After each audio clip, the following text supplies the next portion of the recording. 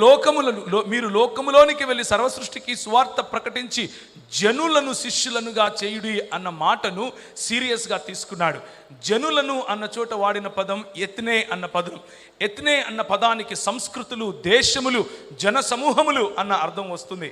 ఆయన కశ్మీరీ ప్రజలను చూసి ప్రేమించాడు.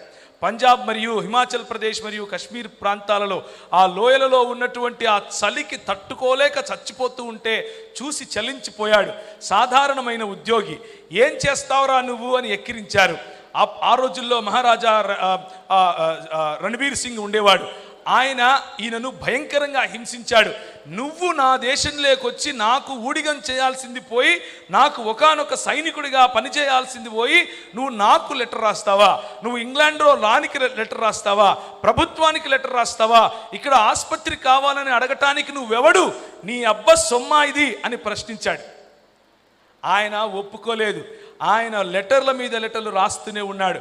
ఆయన చేసినటువంటి కృషి కారణంగా ఒకానొక రోజు బ్రేక్ఫాస్ట్లో విషం పెట్టి చంపారు.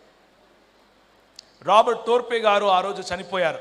కానీ ప్రియమైనటువంటి దైవజనులారా, ప్రియమైనటువంటి క్రైస్తవ సంఘమా, ఆయన చావుగా నిలిచిపోలేదు.